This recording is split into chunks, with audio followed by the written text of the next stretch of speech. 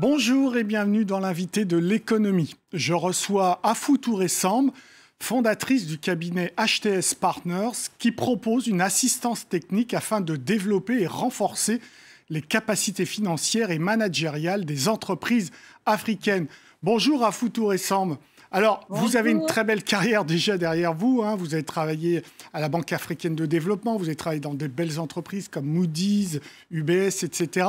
Qu'est-ce qui fait qu'à un moment, vous avez envie de retourner en Afrique et de faire en sorte que l'Afrique profite également de vos compétences ? Exactement. Donc, je suis ivoirienne. Donc, pour moi, rentrer au pays, c'était déjà un objectif. Mais le plus que j'avançais dans ma carrière en finance, je me suis dit, il y a un vrai besoin en Afrique en termes de besoin en financement. Donc, mon objectif principal quand je décide de rentrer en Côte d'Ivoire, c'est d'ouvrir un fonds pour justement financer ces entreprises. Mais après, je me rends compte que ce n'est pas une question même d'accès au capital et de financement seulement qu'on a, mais on a un vrai problème de renforcement de capacité, d'assistance technique, de créer une pipeline de dossiers bancables. Et donc, mon objectif change un tout petit peu et là, je décide de monter ce cabinet. Et donc, rentrer pour moi a toujours été un objectif, mais c'était comment et dans quelle mesure et quelles sont justement les solutions concrètes que je pourrais apporter à cet écosystème. Et voilà, et c'est pour ça que j'ai décidé de rentrer et de lancer ce cabinet. Alors, on va voir justement sur les solutions. D'abord, vous participez à ce nouveau sommet Afrique-France sans les chefs d'État africains. Donc, le président français a souhaité avoir que des jeunes comme vous. Qu'est-ce que vous attendez d'un sommet comme celui-là ? Déjà, c'est une très, très belle initiative parce que la plupart du temps, on n'a encore que des chefs d'État, des chefs d'entreprise, des présidents d'institutions. Et donc, la plupart du temps, ça reste quand même très high level où on a des grandes décisions qui sont prises. Mais concrètement, on ne sait pas comment ça va affecter notre quotidien, soit en tant qu'entrepreneur, en tant que jeune Africain. Donc, déjà, d'avoir un sommet qui est aussi important où on a quand même le chef d'État français qui sera là, mais sans aucun autre chef d'État, mais plutôt la société civile et les jeunes, c'est particulièrement à féliciter. Et je suis présentement dans un programme, le French African Foundation, avec d'autres leaders. On est presque 100 leaders de France et d'Afrique. Et le fait qu'on soit associé à ce genre de conversation, moi, j'espère vraiment que ça va nous permettre d'avoir des solutions concrètes et des décisions précises qui peuvent être prises non seulement pour impliquer la jeunesse dans les grandes décisions et pour l'Afrique et la France, mais pour aussi les impliquer dans tout ce qui est dialogue intercontinental et vraiment tout ce qui est question économique et même dans le macro et dans la géopolitique. Donc, avoir les jeunes à ce sommet, c'est vraiment une très bonne initiative qui est vraiment à féliciter. Et surtout que le continent est le plus jeune au monde et a une grande partie de sa population qui est jeune. Donc, on doit forcément être impliqué dans ces grandes décisions pour le continent. Concrètement, Afou Touré Samb, qu'est-ce que vous attendez ? Qu'est-ce qui peut être concret ? C'est-à-dire sortir de ce sommet et vous dire, ça y est, il y a quelque chose de concret, on va avancer dans la relation France-Afrique. Déjà, c'est avoir des mesures concrètes. Donc, l'une d'entre elles pourrait principalement, par exemple, on sait que la création d'emplois est un gros problème en Afrique pour les jeunes. Donc, quelles sont, par exemple, des solutions concrètes pour soutenir les startups, les entrepreneurs qui créent des entreprises, qui créent de l'emploi? Donc, comment est-ce qu'on fait pour soutenir ce genre d'entreprise? Moi, je suis dans la finance. On a un vrai problème d'accès, non seulement à la bancarisation, mais d'accès au financement. Donc, comment est-ce que l'inclusion financière peut être mise en place? On a Big aussi, et avec BPI France. Comment est-ce qu'on peut apprendre et vraiment essayer d'apporter certaines solutions et justement de les remédier de manière concrète entre la France et l'Afrique et donc prendre ces solutions qui peuvent être adaptées à l'Afrique pour régler ces problèmes de création d'emplois pour la jeunesse et d'inclusion financière. Donc, c'est ces deux sujets qui sont qui me concernent particulièrement et je pense qu'on peut sortir de ce sommet avec des propositions au moins de solutions ou de mesures pour aller de l'avant dans ces deux domaines. Afou Touré Samb, est-ce que les premières solutions, c'est d'abord l'Afrique qui doit les amener ?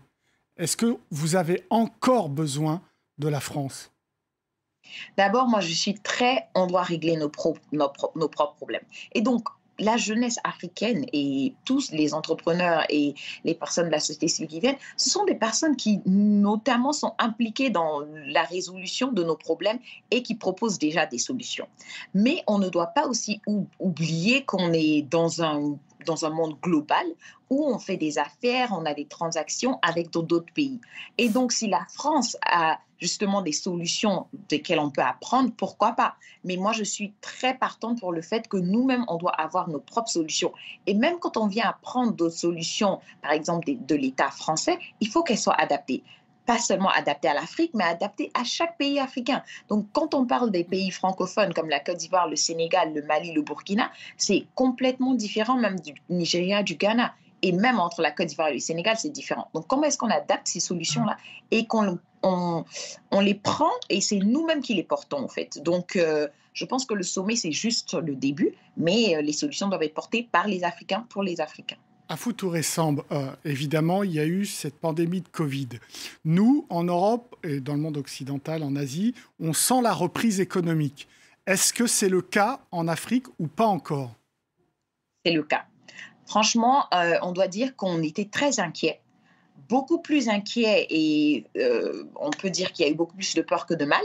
En Afrique, bon, je parle surtout de la Côte d'Ivoire où j'ai été pendant la plus grande partie de la pandémie, où on a été confinés, on n'a pas forcément les mesures ou même les systèmes et les infrastructures en place pour être confinés. Parce que quand je vous parle du secteur informel où tout se fait au jour le jour, il n'y avait pas vraiment de solution en place pour être confinés. Donc, il y a certains secteurs qui ont fortement été touchés par la crise. On parle du tourisme, de l'hospitalité, du transport.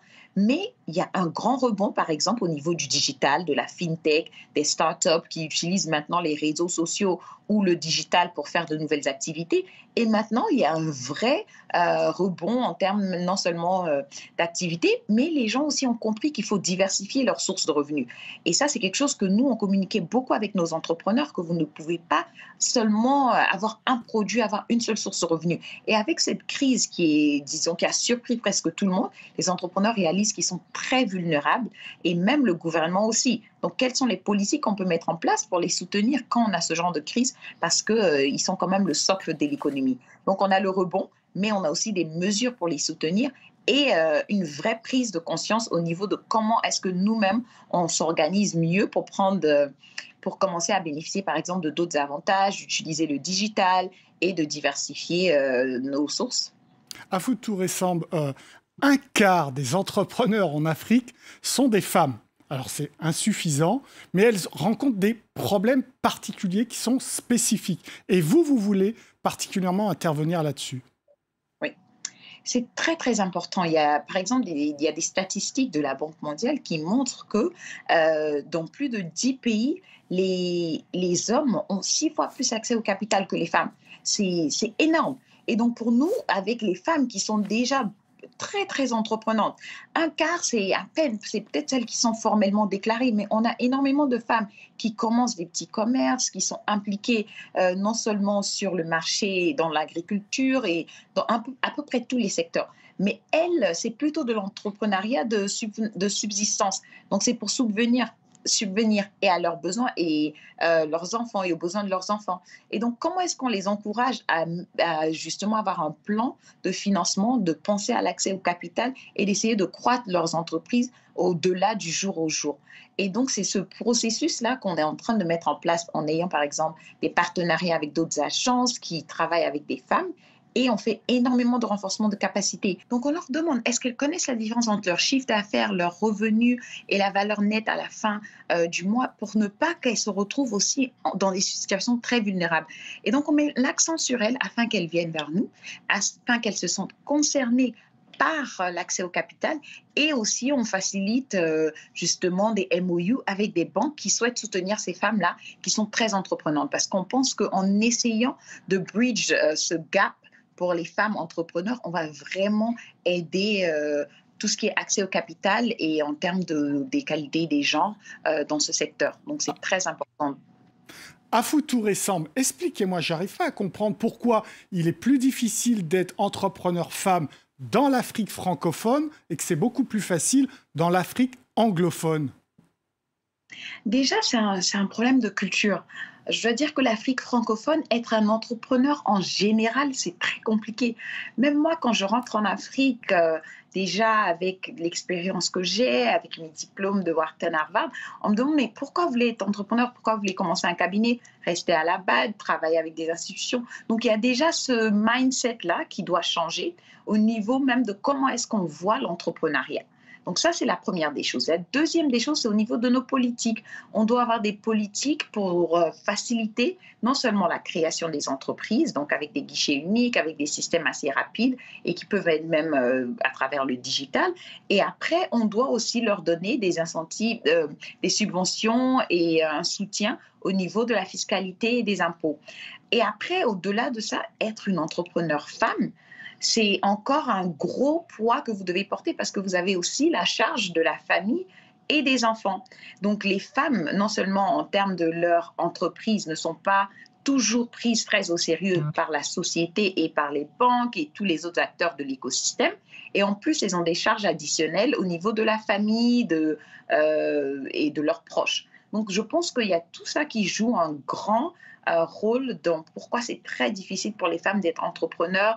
Et après, il y a question d'éducation et de formation.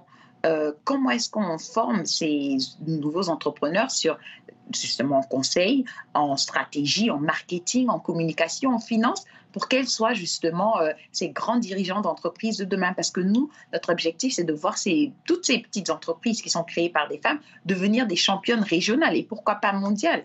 Donc, c'est ça l'objectif. Merci en tout cas, les femmes sont très dynamiques. Merci beaucoup à Foutouré Samb pour vos réponses. Évidemment, l'invité de l'économie, c'est terminé, mais vous retrouvez cette émission sur france24.com. Au revoir.